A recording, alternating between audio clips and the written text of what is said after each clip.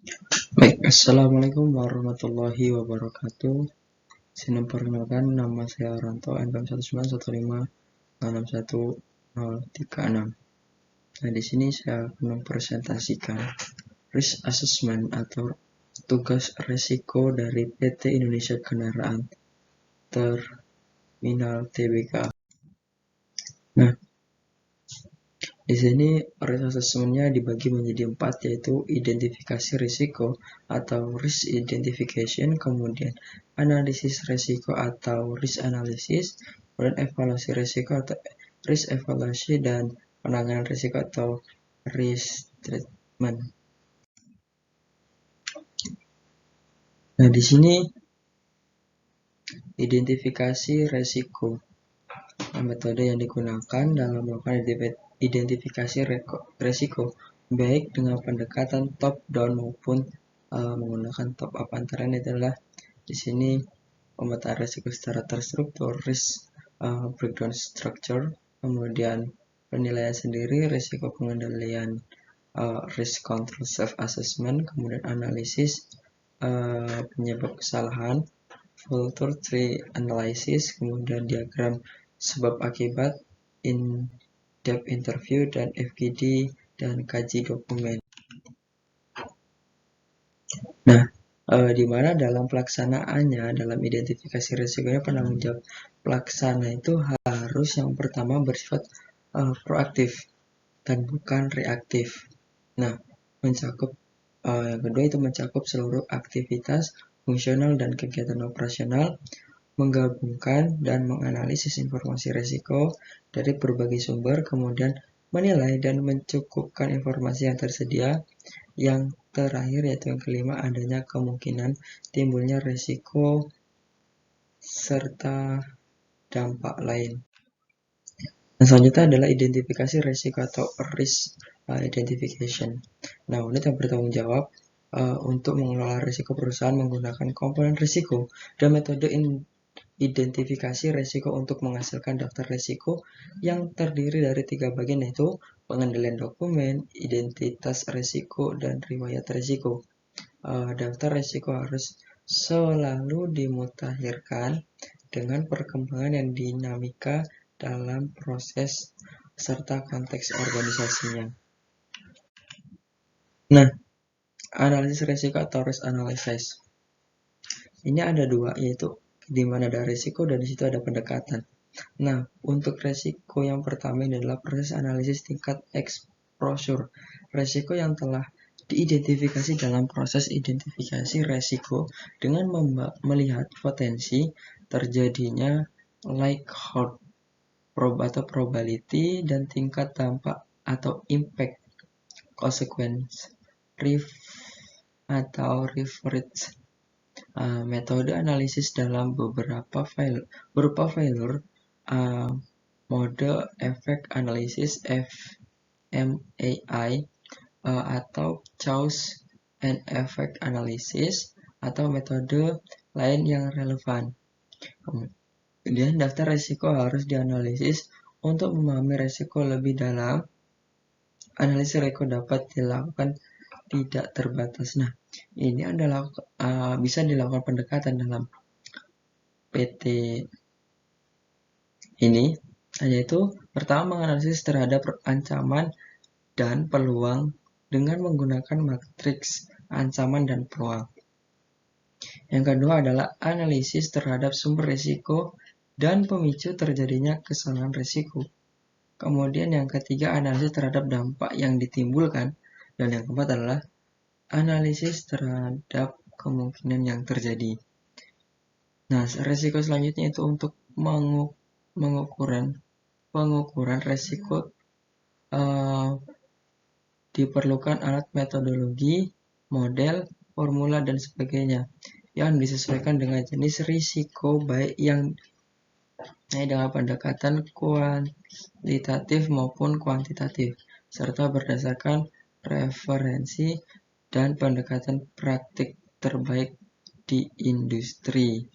Kepelabuhan dan pendekatan tersebut sekurang-kurangnya harus dapat mengukur yang pertama itu sensitifnya kegiatan operasional perusahaan terhadap bahan atas faktor-faktor yang mempengaruhinya baik dalam kondisi normal maupun tidak normal. Selanjutnya itu kecenderungan terhadap perubahan faktor yang dimaksud berdasarkan fluktuasi perubahan yang terjadi di masa lalu dan korelasinya. Kemudian selanjutnya adalah faktor resiko individual, exposure, risiko secara keseluruhan agar dengan mempertimbangkan korelasi.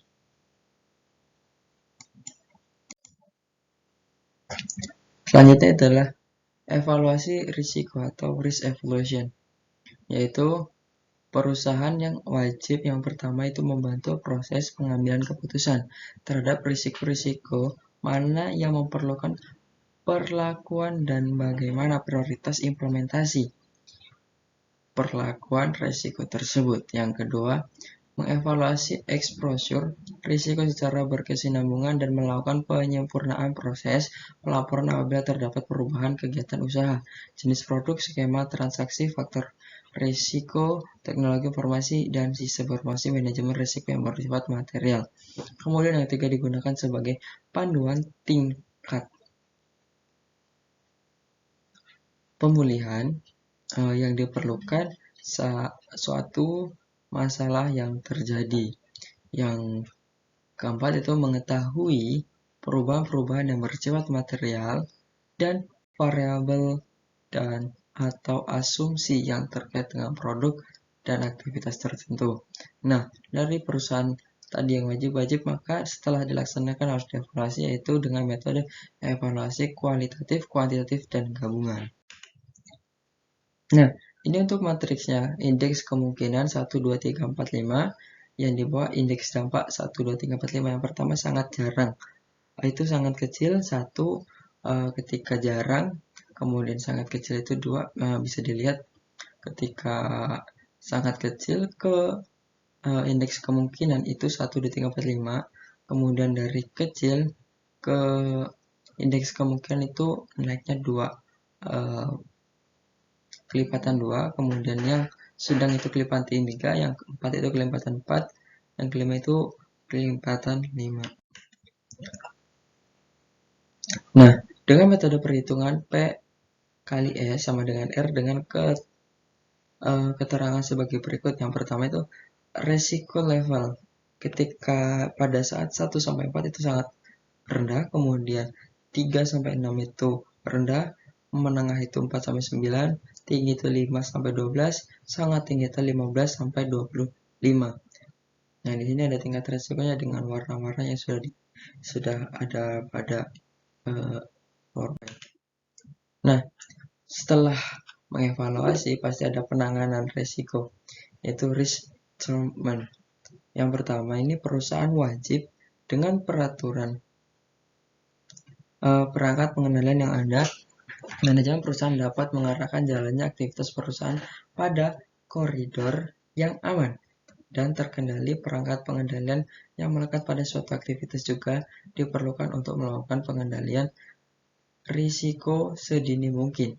Pengendalian risiko yang melekat dibantu dengan auditor internal yang memastikan keputusan unit, organisasi, dan kebijakan dan prosedur yang berlaku. Strategi pengendalian risiko termasuk antara lain. Nah, yang pertama ini melakukan kebijakan dan prosedur penetapan limit, kemudian melakukan stress test, kemudian lindungi nilai, yang kelima adalah asuransi, dan yang terakhir adalah dan lain sebagainya.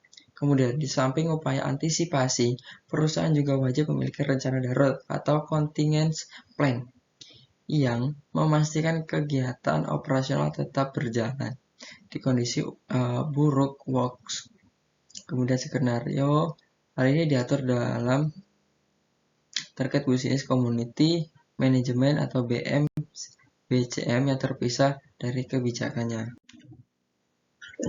Bila penanganan risiko masih di penanganan risiko, strateginya itu memahami sumber risiko dan langkah penilaian pengendalian yang harus diambil. Yang kedua adalah menetapkan target yang ingin dicapai dengan adanya perlakuan risiko yang ditetapkan. Yang ketiga adalah merencanakan secara rinci perlakuan risiko yang akan dilakukan termasuk langkah-langkah pengendaliannya.